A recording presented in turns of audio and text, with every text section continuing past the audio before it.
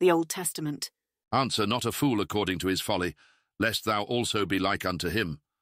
Answer a fool according to his folly, lest he be wise in his own conceit. Proverbs chapter 26, verses 4 and 5. I have read this book 3 times, and each time I have read a different book. The first reading. Whatever else we can say about the Old Testament, Tiot, it has quickly become a cultural phenomenon.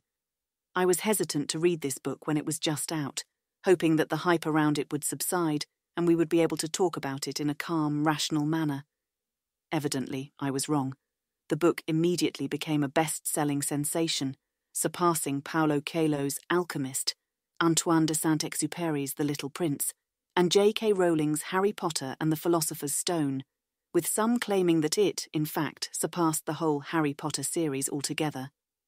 Possibly the only book with higher reported sales to date would be Mao Zedong's The Little Red Book, which is frankly not a comparison any book should aim for. The difficulty in correctly estimating the sales of Tiot lies partially in the fact that there are several versions of the book, similarly to Milorad Pavich's Dictionary of the Khazars. For now, suffice it to say that for this review, I was using the version with 39 chapters, or books, that is deemed superior by most fans and experts. This is an in-depth analysis, so beware. There are spoilers abound.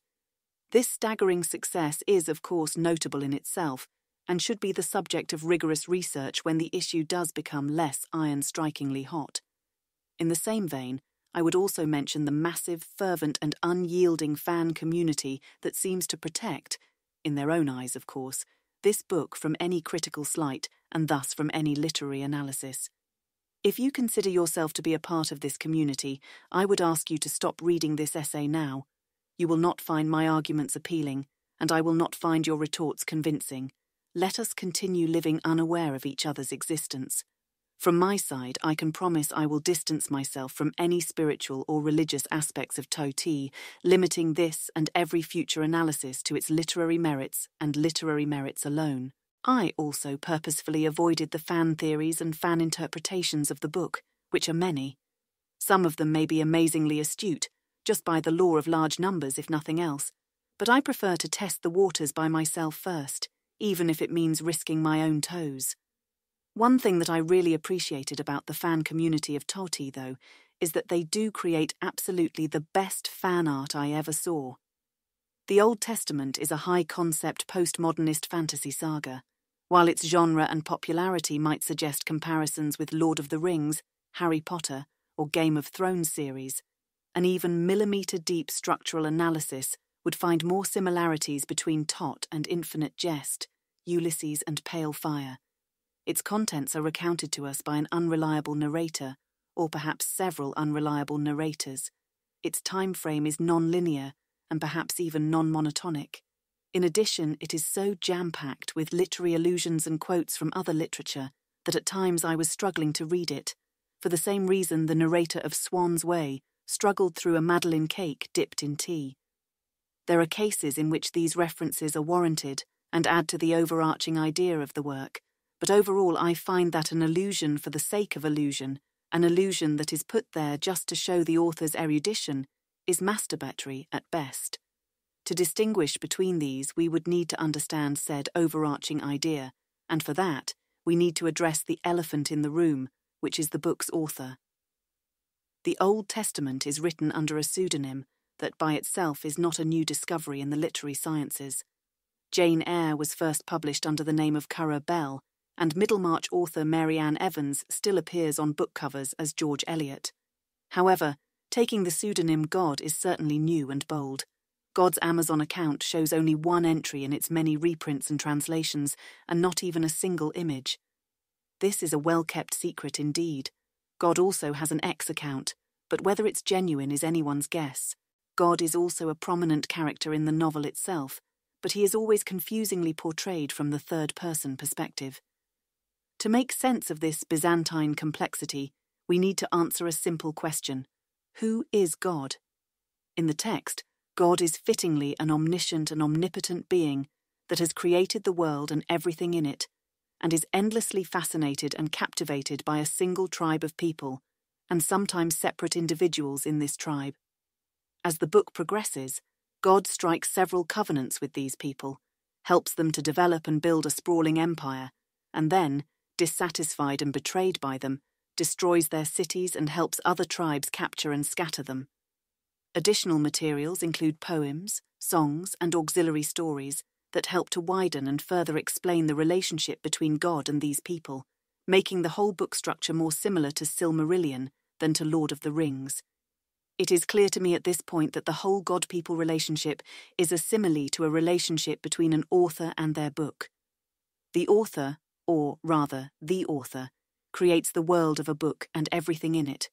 He also creates the main story of the book, lets it develop and flourish until the inevitable end. The author tries to publish, and even if successful, the book is not theirs anymore. The book is then scattered among the readers and lost to the author completely. There is an element of betrayal in publishing and editing, as I can attest from a personal experience.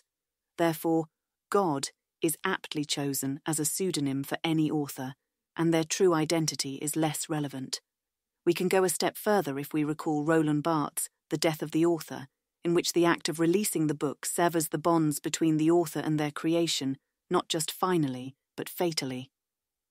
This allows us to see Tott's author's idea even clearer. Indeed, they created a text that is a true tissue of quotations drawn from innumerable centres of culture, allowing the author, and therefore God, to requiescat in pace. The scripture passes, and only the scripture remains. That is the motif of the Old Testament. It is the big book of deicide, Jorge Luis Borges's final and ultimate sacrifice of a god. Taoti, however, is not a quick and merciful death. The book, while dynamic and fast-paced at times, is tedious and indulgent at others. Its popularity is an achievement in the age of TikTok. Every little detail is mentioned, from the dimensions of the anti-Titanic, the life-saving boat. The length of the ark shall be 300 cubits, the breadth of it 50 cubits, and the height of it 30 cubits. Genesis 6:15. Up to an endless list of names of children's children. Shammah the Haradite, Elika the Haradite, Helez the Paltite, Ira the son of Ikesh the Tekoite, Abiezer the Anathothite, Mebunai the Hushathite, Zalmon the Ahohite, Maharai the Netophathite, Heleb the son of Baana, a Netophathite, Ittai the son of Ribai out of Gibeah of the children of Benjamin, 2 Samuel 23:25-29. The former are not remotely helpful without any useful indication of what a cubit is. The latter demonstrate a conveyor belt full of characters, which most resembles a list of Kickstarter backers or Patreon patrons. A matter of names, by the way, is an interesting one as well. I did not sum all of them, although I am sure there are fans that did, but by a very modest estimate, there are more than 2,000 names in TOT. One can only marvel at the resourcefulness of the author, capable of producing names as unique as Ikesh, Mebunai, or Heleb by the hundred. And yet, one of his most important characters is called David, which, according to a recent study, is the 5th most popular name in the United States. This is like calling your magical elf Prince Keith. The Old Testament also unabashedly borrows names from world culture, making it part of the illusion onslaught that the reader experiences. Interestingly, the biggest victim seems to be American literature. Calling an eternal wanderer Ishmael and an evil king Ahab can seem slightly on the nose, but I am sure Herman Melville wouldn't mind. Naming the son of a king who is destined to fight with his father's creation. Absalom is bold, but the illusion is clear, and the path of Absalom does mirror the fate of Thomas Soutpen from Faulkner's classic, and I am fairly proud of spotting an analogy between the book's Noah building an ark and assembling the animals in pairs for salvation from a horrible flood, and Grape of Wrath's Noah Jode watching the others climb into the truck 2 by 2, Connie and Rose of Sharon, Pa and Uncle John, Ruthie and Winfield, Tom and the Preacher. Even classics of science fiction got their due. And she bare him a son, and he called his name Gershom, for he said, I have been a stranger in a strange land. Exodus 2:22. It is as if this book is trying to untwine the hundreds of books that make up our cultural core and thread them all into a new, impossible tapestry. In this tapestry, there are also, almost inevitably, rotten threads. I wouldn't characterize the book as anti-woke. After all, it does recount primitive, tribalistic times. However, Even Game of Thrones got some critique over its depiction of female characters, and Tot is on many occasions more violent, noxious, and psychopathic than Martin's creation, strengthening the regrettable notion that adult fantasy necessarily equates to plundering, abusive fantasy. It is also strangely homophobic. Maybe that's why God is publishing under a nom de plume. The Old Testament is also not shy about discussing important issues of our everyday minutiae. However, the relatively little attention each of these topics has gotten makes me think that God doesn't care that much about them. For instance, he tackles veganism at the very beginning of the book, hinting that in the perfect world every living thing was sated by plant food. And to every beast of the earth, and to every fowl of the air, and to every thing that creepeth upon the earth, wherein there is life, I have given every green herb for meat. And it was so. Genesis 1:30. And alludes to it much later, and in a much more poetic form. The wolf also shall dwell with the lamb, and the leopard shall lie down with the kid, and the calf and the young lion and the fatling together, and a little child shall lead them, and the cow and the bear shall feed. Their young ones shall lie down together, and the lion shall eat straw like the ox. Isaiah 11:6-7. However, between these two passages, he also explicitly says that eating animals is perfectly fine. Every moving thing that liveth shall be meat for you. Even as the green herb have I given you all things. Genesis 9:3. The Old Testament is full of these little reneges, tiny catch-22s, to the extent that it might be on purpose. The reasons for that, unfortunately, elude me. It is entirely possible that in the book as large and unwieldy, God possibly cannot keep track of all the little rules and conditions that he gives to his creations. Although to weigh against this theory is the fact that there are maybe only a couple of characters bearing the same name in this phone book of a novel, out of, I will repeat, more than 2,000. So forgetful or absent-minded, God is not. God has, apparently, slightly more to say on the topic of climate change. One of the most dramatic parts in the beginning of the book, and really a hook for the whole story, is a huge flood that nearly wipes out the whole of humanity and the rest of earthbound life, to boot. Apparently, God has nothing against fish. The reason for such a catastrophic event is, of course, the will of the author. This is a reason for any event in any book, by the way, but more specifically, the people incurred the author's wrath by multiplying too much, i.e., the Malthusian trap, and being too powerful and evil. The metaphor is quite clear here. The wickedness of man was great in the earth, and that every imagination of the thoughts of his heart was only evil continually. Genesis 6:5. It basically stinks of late-stage capitalism. God's solution to that is basically hitting the restart button by flooding the earth and beginning anew. There is no mention of melting ice caps, but 40 full days of rain is certainly faster and more dramatic. It is also notable that the first thing God says to the few survivors, who spent more than a month in a 140-metre-long boat, more than Putin's yacht, less than an average cruise ship, with 2 of every animal on Earth, is, Be fruitful and multiply and replenish the earth. Genesis 6:5. I really hope, in our current Malthusian trap, we eventually do come up with a better solution. The last thing I'd like to talk about is the title of the book. The word testament is commonly used in the phrase, the last will and testament, which again refers to the death of the author. Another common meaning is contract, signifying the many covenants God made with various people in the text, which is a common leitmotif of Toti. The people never hold their end, though, which provides much-needed drama. But the word that intrigues me more is the word old. Why is the book called the Old Testament and not the First Testament, the Final Testament, or simply the Testament? And then it hit me. Old is comparative. If there is an old one, there ought to be a new one as well. The author is planning a sequel. Can God write a second book if he is dead after the first one? Perhaps yes, if the topic would be resurrection. We can only speculate at this point, but speculation is an amusing and generally harmless endeavour. So, what would the sequel look like? We already know that the main notion of the second book should be resurrection and rebirth. But what about the book style, and what about its contents? Could a second book ever be as successful as the first one? Could it even surpass it? We, the colloquial we, the civilizational we, are a greedy bunch. We crave both the novel and the familiar, ingenuity and traditionalism. Writing sequels is a Sisyphean task. The audience, the fans, demand only two things: for everything to be completely different and for everything to stay exactly the same. I would imagine a smaller book. There is no more need for world building, for dragging us along a tedious ride of rules and names. That is all in the past. Brevity is a new, unexplored virtue. I would also imagine a shorter time period. A story of resurrection is not a story of a nation.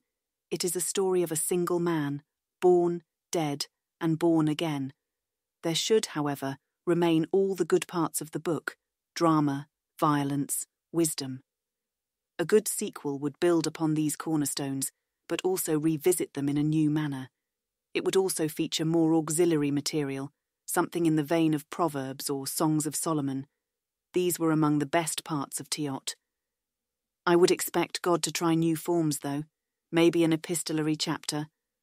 I would also try to refrain from as many literary allusions, but here I'm afraid God just won't be able to help himself.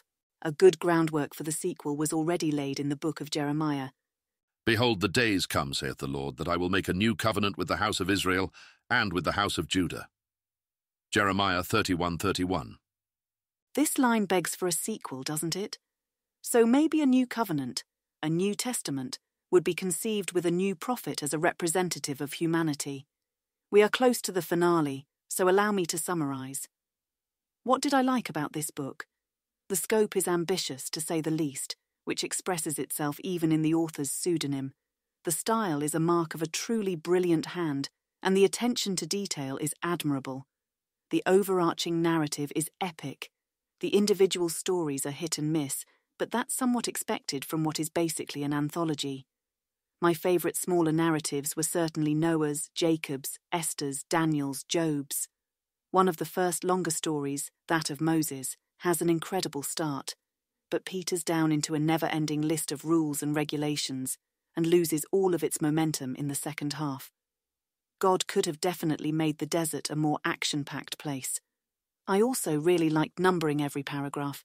It was confusing in the beginning, but it is actually quite ingenious in a text this size, and certainly a brilliant marketing strategy. The numberings very soon stop being noticeable, and the reading experience is smooth as in any other book, but when you see a place you really like, it is extremely easy to mark it and find it later. I wish David Foster Wallace had thought of that. There is, of course, the other side of the coin. The Old Testament is indulgently long, and I would call it fatty. At times it is simply an exhausting read. The endless genealogical tables do show the passage of time, but one could have done it more efficiently. The insufferable 3 whole chapters of mostly rules and conditions do convey the mind-numbing tedium of 40 years in a desert, and the very quick and brutal action chapters that immediately follow them do help, but a lot of that should have stayed in the editor's, or rather the editor's recycle bin. The second truly problematic part of the book is its politics. In our age of post-post irony, nothing should be taken at face value, but it is sometimes hard to keep that in mind while reading the more misogynistic, homophobic, and plainly cruel chapters. It might be irony or it might not be. The times we live in are such that it's just impossible to tell. In any case, the list of trigger warnings that should be mentioned in the preface of Teot might be longer than some of the lists of names inside it. I do recommend this book to a careful, introspective reader who is not afraid to dip their toes into darker shades of human nature. They will be rewarded, as was I. However, I will likely not read it again. 4.5 out of 5 stars. The second reading. I was not entirely happy with the review I wrote for Tot. The last several weeks I lived in a fairly cheap hotel in my town, and my evenings were mired in boredom and ennui. Imagine my surprise when, in a nightstand drawer near my bed, I discovered a copy of the Old Testament. As I learned afterwards, that was yet another one of the several ingenious marketing campaigns by the book's publishers, this one aimed at one of the most vulnerable and widespread demographics, sad and lonely people. It worked on me. I started to flip the pages, and very soon was captivated by it all over again, I realized that in the previous part I didn't write too much about TOT's plot, which is complex, sprawling, looking more like a branch of a mighty tree with hundreds of offshoots and sprigs than a single narrative strand. It makes reading, and presumably writing, the text more difficult, so there had to be a reason for that, as the mastery of the author is indisputable. There also had to be a reason for the last part of the book, which continues even after the main plot has concluded, as an afterthought or some supplementary materials to an academic work. The second thought that prompted me to read the whole book again and didn't let me rest on my laurels was a burning question. Why did God lie to Adam? God creates man in Genesis 2:7 and then plants a beautiful garden for him to live in. But the first direct speech between God and man that is recorded in the book is, in fact, a lie. God tells Adam, "Of every tree of the garden thou mayest freely eat, but of the tree of the knowledge of good and evil thou shalt not eat of it. For in the day that thou eatest thereof, thou shalt surely die." Genesis 2:16-17. Now we know it's not true almost immediately. In the beginning of the next chapter, the woman and then the man himself do eat from that tree. They do not die that day. In fact, later in the text, it is revealed that Adam lived for 930 years. Genesis 5:5. So why lie? That was the very beginning of God's and Adam's relationship. Why sully it with deceit? Surely God just could have said that he forbids to eat from the tree of knowledge without threats of immediate death. Surely, at this point in their relationship, that would have been enough. The Old Testament did not give an immediate answer to this question, so I continued reading. Adam and Eve were banished from the garden and started to live their lives as regular humans. One of their sons killed the other one out of jealousy, which was a first hint of the violence and death to come. The next big story is the story of Noah and the flood, which I already discussed. Perhaps an additional important part of that story is the agreement that God strikes with Noah after the flood, the second agreement after the one with Adam. The agreement was, basically, that God wouldn't destroy all life on earth again. God doesn't ask for anything in return here, making it more like a promise than a double-sided contract. Then there are several vignettes and a list of genealogical names, signifying the passage of time. That is important because here we move from seemingly primitive to already developed communities, from tribalism to ancient civilizations. The next truly large story is the story of Abraham, to whom very soon God makes another promise. If Abraham leaves his current land and travels to the land of Canaan, God promises to make his descendants a great nation. In return, or maybe as a symbol of this covenant, God asks Abraham to circumcise himself, literally a blood oath. This reminded me of a master suzerain bond, which also often involves blood. To test Abraham's devotion, God, in one of the most cruel and bizarre twists, asks Abraham to kill his own son. He is ready to do that, and in the last moment God saves and miraculously replaces the child with a literal sacrificial lamb, saying, "For now I know that thou fearest God, seeing thou hast not withheld thy son, thine only son, from me." Genesis 22:12. That also did not make sense to me. Abraham has already committed to this relationship, as it were, by cutting a part of himself. Surely God did not need to test him all over again, especially with the life of his long-awaited and almost impossible son. Not to mention that God is all-knowing. "O Lord, you have searched me and known me. You know when I sit down and when I rise up, you discern my thoughts from far away." Psalms 139, 1-2. "Great is our Lord, and of great power, his understanding is infinite."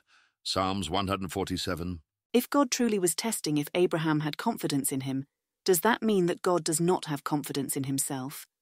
After Abraham, the narrative follows his son, Isaac, and then his son, Jacob. Jacob has a more developed story.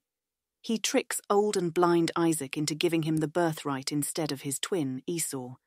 He, in turn, is tricked by his future father-in-law into marrying his daughter, but not the one he wanted. I think he also fights God at some point, and even wins, which prompts him to change his name to Israel. "Thy name shall be called no more Jacob, but Israel. For as a prince hast thou power with God and with men, and hast prevailed." Genesis 32:28. Israel also sires 13 children from 4 women, 2 official wives and 2 their handmaidens. One of his sons, Joseph, is sold by his jealous brothers into slavery to Egypt, where Joseph, against all odds, raises up the corporate ladder and becomes an advisor to the Pharaoh. He is reunited with his family, forgives them, and offers them a good life in Egypt.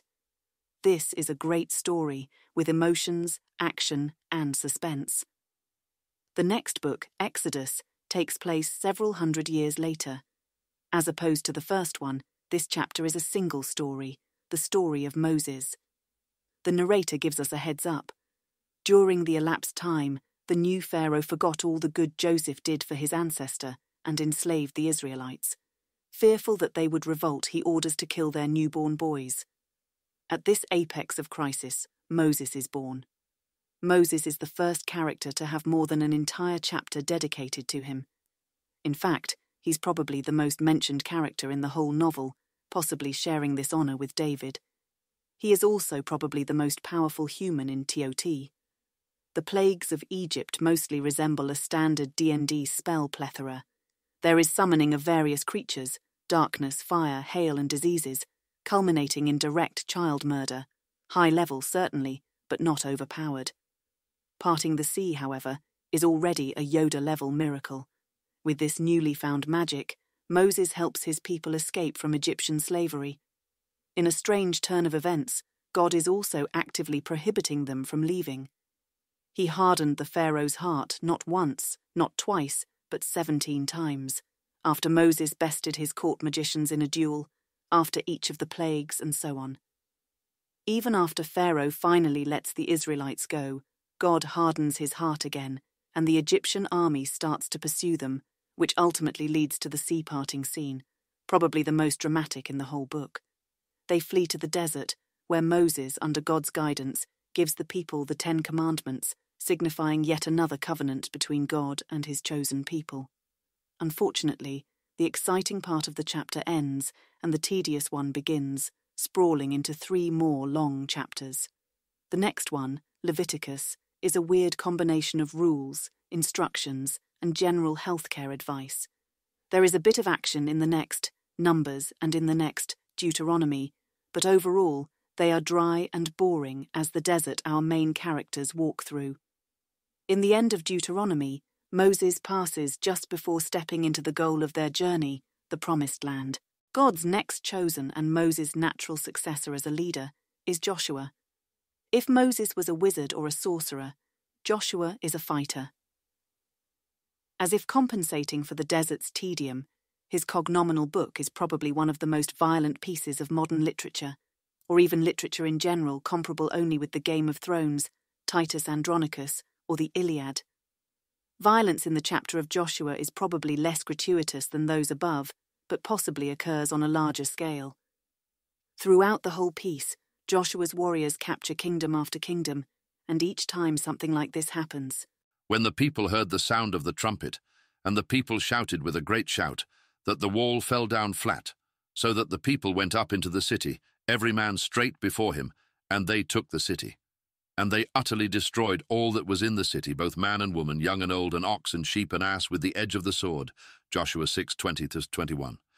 That is a stark difference from what we previously read. TOT has always been violent, but most of the death toll until now has come from God himself, burning cities and drowning armies. This time, fighting for their home, the people of Israel begin to show initiative and cruelty. The last lines of the chapter seem to confirm that. Joshua, after a series of successful conquests, gathers his people, divides the land between them, and gives a speech, in effect, making a new covenant between themselves. The next book, Judges, is a series of shorter stories, most of which have a similar plot. One of the Israelites' tribes sins, their enemies start defeating them, the people repent and pray to God. He chooses a leader, and he or she with force and strategy defeats the enemy. This story repeats itself time and time again, until a clear message is formed in the head of the reader. In order for any sort of stability to be reached, the tribes of Israelites have to unite around a single leader. The hope is that a unified rule would serve as an anchor against the sea of constant trouble and strife. The 2 books in which this hope is finally realized are called Samuel 1 and Samuel 2, and they are probably the most important ones since Exodus. They tell us about a wise prophet, Samuel, a good but flawed king, Saul, and a truly great king that comes after him, David. All three of these characters are crucial to the plot, so I will briefly discuss each of them. Samuel is God's man, first and foremost. He, as the author poetically puts it, did let none of his words fall to the ground. Samuel chapter 1, 3:19. His role is basically that of a mediator between God and the people, and more specifically between God and the king. This, as we learn, is not an easy role. In the time of need, God sends Samuel to find Saul, the first man fit to be king over all the 12 tribes. Saul is a great leader and warrior. He brings the people a long-awaited victory, and Samuel crowns him king. But he also makes sure that everyone knows who's the real boss here in Samuel, 1 12:13-25. Now therefore behold the king whom ye have chosen and whom ye have desired. And behold, the Lord hath set a king over you. If ye will fear the Lord, and serve him, and obey his voice, and not rebel against the commandment of the Lord, then shall both ye and also the king that reigneth over you continue following the Lord your God. But if ye will not obey the voice of the Lord, but rebel against the commandment of the Lord, then shall the hand of the Lord be against you, as it was against your fathers. So Samuel called unto the Lord, and the Lord sent thunder and rain that day, and all the people greatly feared the Lord and Samuel. Only fear the Lord, and serve him in truth with all your heart. For consider how great things he hath done for you. But if ye shall still do wickedly, ye shall be consumed, both ye and your king. Now that is yet another hidden covenant between God and the people. God recognizes people's need for a unified leader, but doesn't really want to share power, so he, through Samuel, makes very clear what would happen to those who go astray. What is the first thing Saul does next? He goes astray. But does he? Does he pray to other gods, or break one of the 10 commandments, or even one of the hundreds of smaller rules that we were exposed to while Moses and his people were strolling in the desert? No. Basically, Samuel told him to wait for him for 7 days, after which they should meet, and Samuel would pray and give a sacrifice to God. However, And he tarried 7 days according to the set time that Samuel had appointed. But Samuel came not to Gilgal, and the people were scattered from him. Samuel 1, 13:8. Saul does everything as ordered, except for waiting for Samuel, who was late, and he still gets punished. Indignant Samuel tells him, Thou hast done foolishly. Thou hast not kept the commandment of the Lord thy God which he commanded thee. For now would the Lord have established thy kingdom upon Israel forever. But now thy kingdom shall not continue. The Lord hath sought him a man after his own heart, and the Lord hath commanded him to be captain over his people, because thou hast not kept that which the Lord commanded thee. Samuel 1 13:14. Isn't it excessive? If Samuel is just pissed at Saul, then there is no sin here, and there should not be a punishment. But the punishment is inevitable, meaning that it is actually God who is unhappy with Saul. That gave me pause. Is this reasonable? And that reminded me of another case when God demanded something very specific and very hard from his chosen one. When Abraham was asked to sacrifice his only son to prove to the all-knowing God that he trusted him. The character of God comes off as really self-conscious in these stories, paranoid even. Only a person who is very unsure of himself would test their loved ones this much. Which is even more strange, given that God is the author of this book. Saul continues to violate God's mandates, which, after hearing "Now thy kingdom shall not continue," seems only natural. In addition, he seemingly gets drunk with power. Our story jumps to the next person God chooses to be king, David. From the text, it seems like God is choosing him for his looks. Now he was ruddy and withal of a beautiful countenance and goodly to look to. And the Lord said, Arise, anoint him, for this is he. Samuel 1 16:12. That sounds a little like God showing Samuel a girl that he likes at a disco and not picking a next king. But we'll let that pass. This novel already has a complicated relationship with sexuality. David, in addition to his good looks, is a good harp player.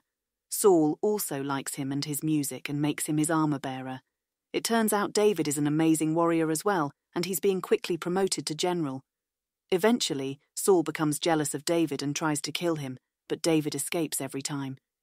The next bit is a little like Game of Thrones, with plot twists, battles, chases, captures, and ultimately, deaths. It is fairly dramatic and well written, but a little rushed.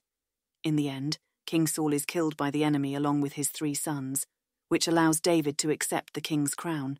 With his armies, he captures the land back from multiple enemy tribes that besieged it, and finally, he captures back his capital city. There, he plans to build God a temple suitable for his magnificence, but God surprisingly refuses, promising that David's son will be the builder instead. This is explained later in the Book of Chronicles 1. Because thou hast shed much blood upon the earth in my sight. Chronicles 1:22-8. Moreover, God tells David that this time, Thine house and thy kingdom shall be established forever before thee. Thy throne shall be established forever. Samuel 2:7-14. David agrees, and the rest of this double book of Samuel is dedicated to winning wars and more Game of Throning. It also has some poetry. The next book is called Kings, and it has one of the highest highs of the novel, as well as one of the lowest lows. And the highs, to be honest, are very brief. The beginning of Kings tells us of the last days of David and about his son Solomon, and he indeed was a great king. He was a great politician, warrior, and judge, and the book is not shy about showcasing his virtues.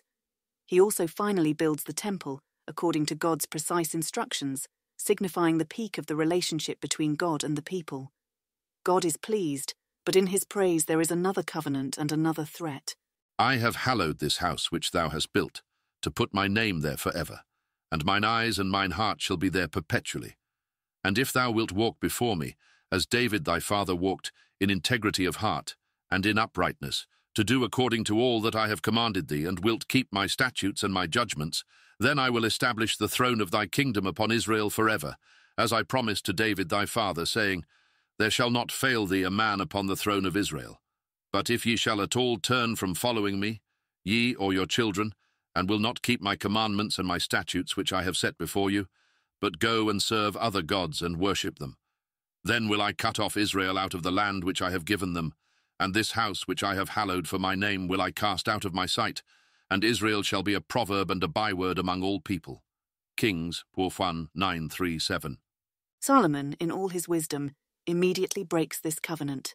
And Solomon did evil in the sight of the Lord, and went not fully after the Lord, as did David his father. Kings 11:6. After which, the fate of the whole country is sealed, and the inevitable decline begins. The double chapter of Kings ends dramatically and bloodily with the splitting of the country into 2 parts, corruption, degradation, and the eventual capture of each part by enemies. The last lines describe the destruction of the capital city, Jerusalem, and of the temple that Solomon built by a Babylonian king with the best name in the book, Nebuchadnezzar. If we look at Toti as a book with a standard 3-act structure, this would be the end of Act 2. All is lost, and only hope remains. In Act 3, we would expect the revival of the Israelites, their return to God, and the eventual recapture of their land. In Act 3, we would expect a happy ending. God is not that kind of author.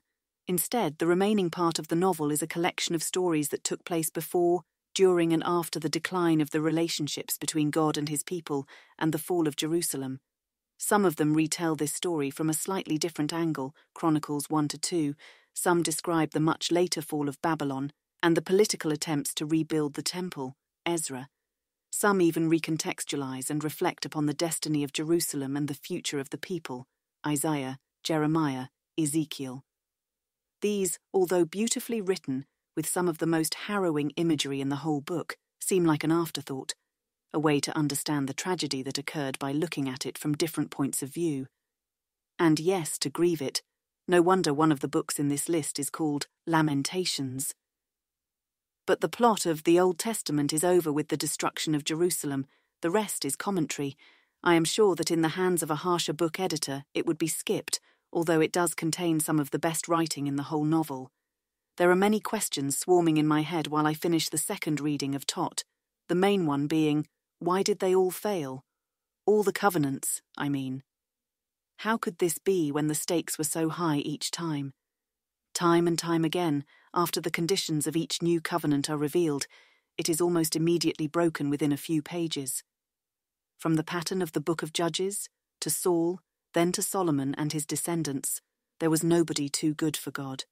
David was the closest, but he was a warrior king, and therefore unfit to be a priest king, and ultimately rejected as well. A pesky thought infiltrated my brain. Sometimes, if everyone disappoints you, the problem is not with everyone but with you. I returned to my old questions that I asked myself during this reading. Why did God need to test every person he comes into contact with, sometimes with cruel and almost impossible tests? Why all the covenants, for that matter? And why is God, the all-knowing and all-powerful entity as he is, often portrayed as vulnerable, self-conscious, sometimes even self-contradicting? And why did God lie to Adam in the beginning of the book? I didn't find an answer to these in Teot. But after some deliberation, I came up with a theory that could serve as a partial explanation. It is controversial, to say the least, and it starts with a what-if type question, as many controversial theories do. What if God is not the author of this book? What I mean is, what if God on the book cover and God, the character inside, are two different entities with different agendas? And the point of this novel, the underlying leitmotif in it, is to show the intrinsic fragility of power, of ego, to push this idea to the extreme. What if the true author of the Old Testament is not God but the people, and the switch they pull is a literary trick, the point of which is to strengthen the effect? This theory was missing something, but I couldn't see what. I also did not see a way to prove it conclusively. I knew that these ideas warranted another reading, but life intervened, and I had to put the book aside for better times. The third reading. I wasn't able to come back to the Old Testament for a while, and during this time I had ample opportunity to think and reflect. Some of this reflection was connected to the book, but most of it was about myself, my character, and my personality, and how these affected other people in my life, people close and dear to me. I then tried to make amends, not always successfully, but always honestly. One would think this little bout of exhibitionism is wholly unnecessary in a backlogged book review, but I need to establish my new point of view because, serendipitously and extemporaneously, it gave me not only a new outlook on life but also on TOT, and a lot of it was germinated by my ex-wife, who tried to explain to me that I have a habit of complicating and obfuscating reality, of masking my own misgivings under a layer of unnecessary and superficial complexity. "What if it's simpler than you think?" she told me. I did apply this simplification principle to my life, with mediocre success, but eventually I tried to apply it to the Old Testament as well, in a doomed attempt to penetrate its mysteries. Perhaps the best explanation for that is given in Tot, in the book of Proverbs 26:11. As a dog returneth to his vomit, so a fool returneth to his folly.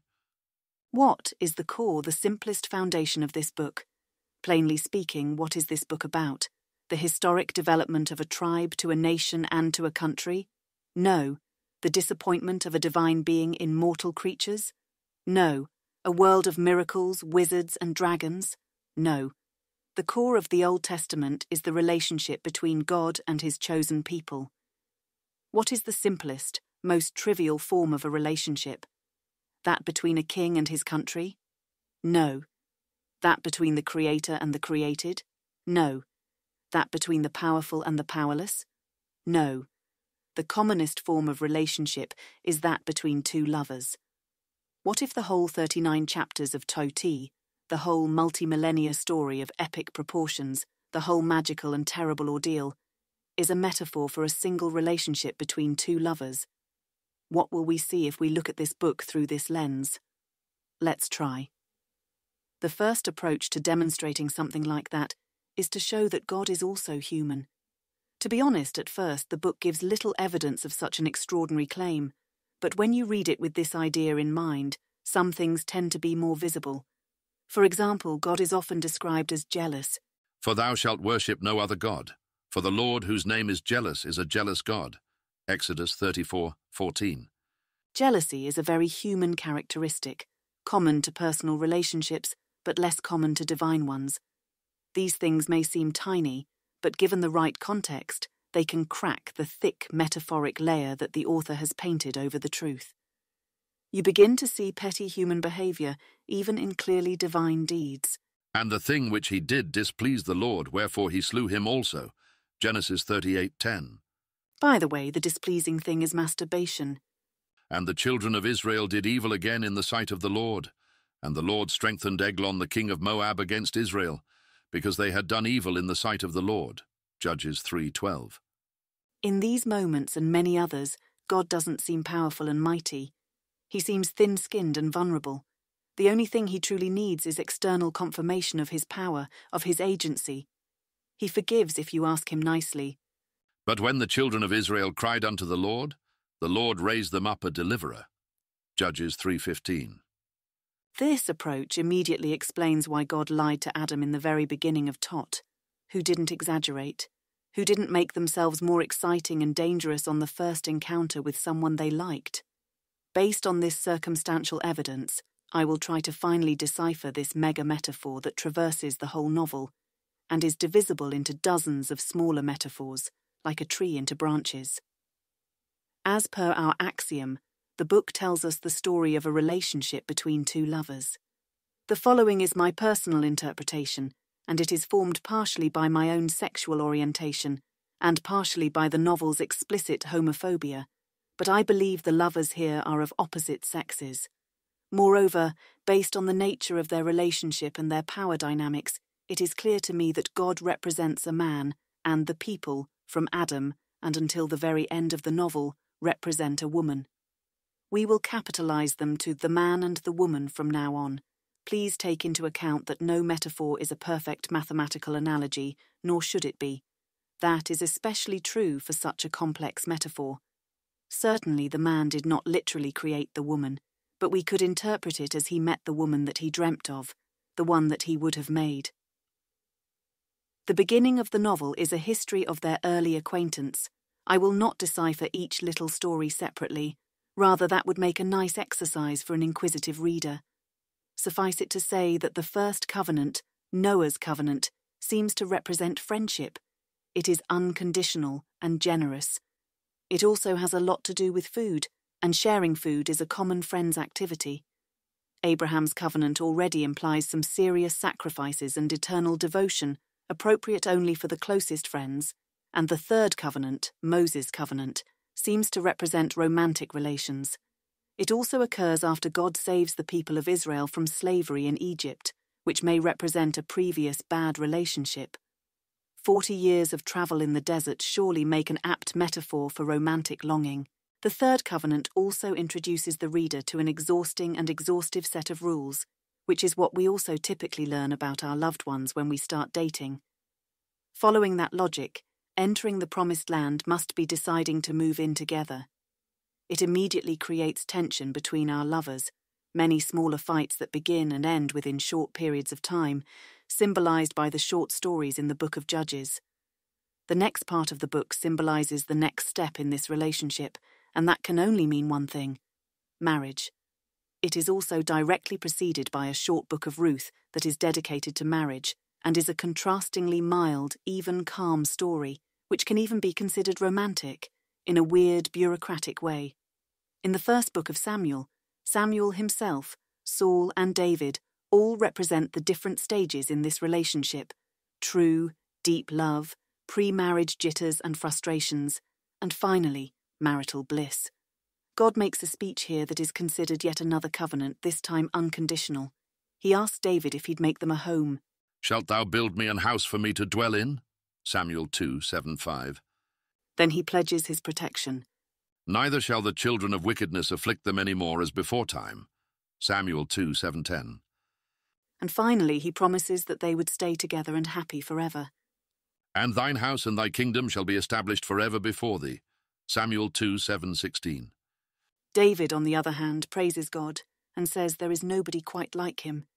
Wherefore thou art great, O Lord God, for there is none like thee, neither is there any God beside thee. Samuel 2:7-22. And later, in Samuel 2:22, in a poetic section, there are clearly lines of a person in love and a person who feels loved, protected, and saved. The God of my rock, in him will I trust. He is my shield and the horn of my salvation, my high tower and my refuge, my Saviour. Thou savest me from violence. Samuel 2:22-3. And further, For thou art my lamp, O Lord, and the Lord will lighten my darkness. Samuel 22:29. I feel these are words of true love. Incidentally, another word for covenant is vow. These are their wedding vows. However, this idyllic situation, full of mutual love and respect, quickly comes to an abrupt end. And here we have to make another conjecture about what happened underneath the layer of metaphor in the real world. The man and the woman were happy. They made a home together in their promised land. They even got married. They are ready for the happily ever after. But on the next step, something goes wrong. What is the usual next step? They have a kid. The book says so directly. I will set up thy seed after thee, which shall proceed out of thy bowels, and I will establish his kingdom. I will be his father, and he shall be my son. Samuel 2:7-12-14. Now this child is probably the best hidden secret in the whole novel. As far as I could find, he is alternatingly represented by three metaphors: their child as David's son, Solomon, their child as a temple to God that Solomon built, and their child as the city of Jerusalem. Whatever the metaphor, all three meet similar fates. Eventually, they all perish. I believe this further sophistication of an already exceptionally complex metaphor is a sign of the author's mental struggle with the reality of losing one's child. In the most difficult book of Kings, the author's psyche begins to defocus and degrade, and only by being very sure of the main decoding of the text, Tot is about the relationship between two lovers. Can we understand what is going on at the deepest level of the novel? The woman, represented by the people and their king, is confused and extremely conflicted. This is described in the text as the kingdom splitting in two. The man, represented by God, however, is adamant. He blames his partner for everything and accuses her of infidelity, claiming that that was the reason for their son's death. In the end, he leaves her alone to face her own horror, grief, and guilt. He literally kicks her out. We can see this exact moment in Kings 2:17-14-20. Notwithstanding they would not hear, but hardened their necks, like to the neck of their fathers, that did not believe in the Lord their God. And they caused their sons and their daughters to pass through the fire. Therefore the Lord was very angry with Israel, and removed them out of his sight. There was none left but the tribe of Judah only. Also Judah kept not the commandments of the Lord their God, but walked in the statutes of Israel which they made. And the Lord rejected all the seed of Israel, and afflicted them, and delivered them into the hand of spoilers, until he had cast them out of his sight. I wrote above that this marks the end of the main book plot. I was wrong. The last parts of the novel turn out to be instrumental in our understanding of the true underlying reality of the novel. This series of disconnected tales, praying, begging, bargaining, taking offense and pleading innocence, reciting poetry, recounting the catastrophe time and time again, all that is what whirled inside the woman's mind after the worst had happened. These are not appendices, but direct continuations of the plot. We are just left with a broken person, and these are the pieces they broke into. This is also the part where the thick paint of the metaphor begins to crack further, revealing more and more pieces of the true plot of the novel. Of course, any narrative linearity is also abandoned at this point. I will cite here some of these craquelures, but they are so many towards the end of the novel that citing all of them at times would be just copying the whole text. For instance, in Jeremiah 31:32, the author says, Which my covenant they break, although I was an husband unto them, saith the Lord. The book of Psalms is also full of these little lines, which can be easily seen as the woman praising the man. I laid me down and slept. I awaked, for the Lord sustained me. Psalms 3:5. When thou saidst, Seek ye my face, my heart said unto thee, Thy face, Lord, will I seek. Psalms 27:8. When my father and my mother forsake me, then the Lord will take me up. Psalms 27:10. In the book of Ezekiel, there is possibly one of the most erotic and at the same time codependent passage of them all. Now when I passed by thee and looked upon thee, behold, thy time was the time of love. And I spread my skirt over thee, and covered thy nakedness. Yea, I swear unto thee, and entered into a covenant with thee, saith the Lord God, and thou becamest mine. Ezekiel 16:8. Overall, in these last chapters of the novel, there is much more darkness. There are, of course, other instances of codependence. In the day when I cried, thou answeredst me and strengthenedst me with strength in my soul.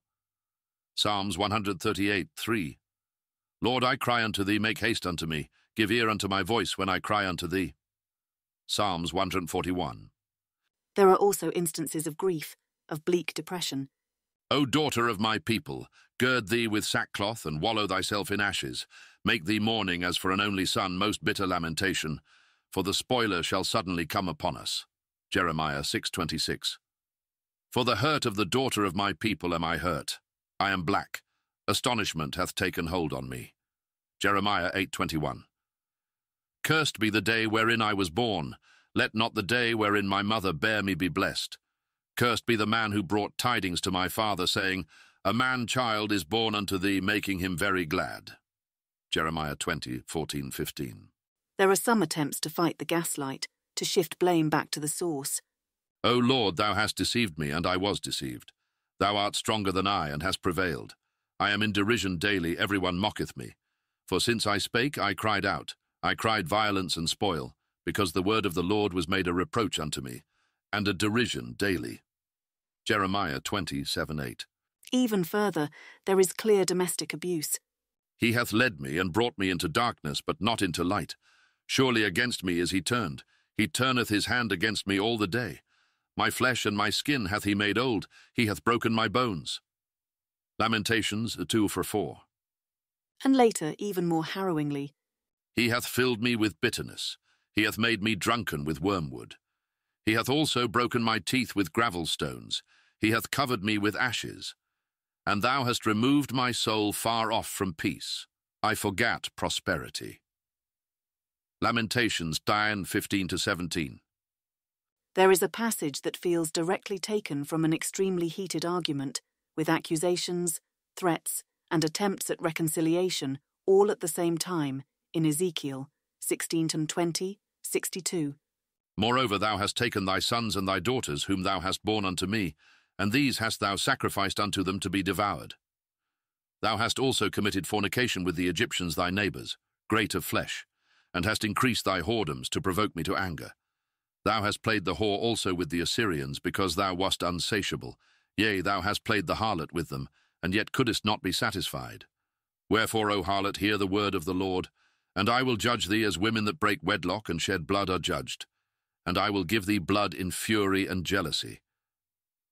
And I will establish my covenant with thee. And thou shalt know that I am the Lord, that thou mayest remember and be confounded, and never open thy mouth any more because of thy shame, when I am pacified toward thee for all that thou hast done, saith the Lord God. In the same angry rant there is another stunning line.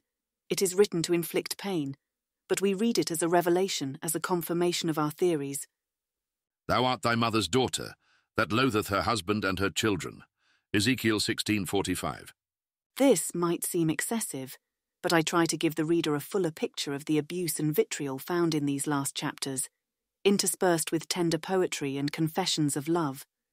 And then there is a book of Hosea. A book of Hosea is a metaphor turned inside out, which makes it probably the most accurate retelling of the real story that we can find in the novel. It starts with Hosea marrying a woman named Gomer, and not just a woman, a wife of whoredoms and children of whoredoms, for the land hath committed great whoredom, departing from the Lord. Hosea 1:2. She bears him 3 children, of which we never hear again. God is also an active participant in the story. He says, Plead with your mother, plead, for she is not my wife, neither am I her husband. Let her therefore put away her whoredoms out of her sight, and her adulteries from between her breasts. Hosea 2:2. In this chapter, God and Hosea revealingly switch places, and the chapter jumps from the third to the first-person perspective quite freely. And I said unto her, Thou shalt abide for me many days. Thou shalt not play the harlot, and thou shalt not be for another man. So will I also be for thee. Afterward shall the children of Israel return and seek the Lord their God and David their king, and shall fear the Lord and his goodness in the latter days. Hosea 3:3-5. The next parts of the book describe in full the grounds for separation between God and the people, the grounds for divorce, mixing reality with the overall TOT metaphor. They have dealt treacherously against the Lord, for they have begotten strange children. Hosea 4:7. This is a fairly schizophrenic read, but this is also where the truth is most clear, most vulnerable. The narrator laments the infidelity of Israel. They are all adulterers. Hosea 7:4. Fears for their well-being. Israel hath cast off the thing that is good, the enemy shall pursue him. Hosea 8:3. And curses them in anger. Give them, O Lord, what wilt thou give? Give them a miscarrying womb and dry breasts. Hosea 9:14. In the end, he also tries to persuade them and begs them to return. O Israel, thou hast destroyed thyself, but in me is thine help. Hosea 13:9. O Israel, return unto the Lord thy God, for thou hast fallen by thine iniquity. Hosea 14:1. This is a full-on breakdown of a bitter, controlling man who was broken up with. It is also very clear from this chapter that the only thing the man wants is to get back with the woman and continue to be with her. And I will betroth thee unto me forever. Yea, I will betroth thee unto me in righteousness, and in judgment, and in loving kindness, and in mercies. I will even betroth thee unto me in faithfulness, and thou shalt know the Lord. Hosea 2:19-20. So why doesn't he? My guess is that she doesn't want him back. In the previous reading of Tot, I had the theory that the true author of the book is not God, but the people. Building on that, if we combine it with this reading's interpretation, we will see that the author of this book is not the man, but the woman. That would explain the deep delve into the woman's psyche in the last third of the novel, the bouts of poetry, weepings and relivings of the same event multiple times. That would also explain the ending, where it is clear that the lovers do not reconcile after their bitter divorce, which is depicted as a military takeover of a whole country and destruction of its capital. It also may explain, but not justify, the misogynistic tone of the novel. Few hate us as much as we hate ourselves. The woman writes Toti from the perspective of the man, of God, and we first see him as he sees himself, all-powerful, all-knowing, and in perfect control of the situation. He meets the woman of his dreams. They date, they move in together, they get married. There are quarrels, but in the end they always make up.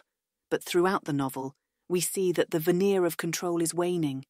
The man is exceptionally rigorous and demanding, but he is also vulnerable, touchy, and often unsure of himself. He never trusts the woman and comes up with ridiculous tests for her love for him. Finally, they have a kid, and the man is happy, but the happiness is short-lived.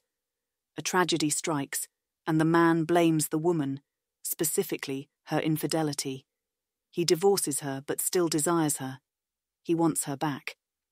Since the book is written from the perspective of the man, we don't know if the adultery actually took place. He was wrong about it before. He is presented as paranoid.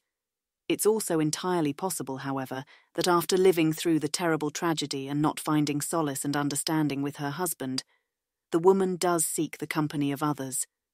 I don't think it truly matters. There is no reconciliation either way.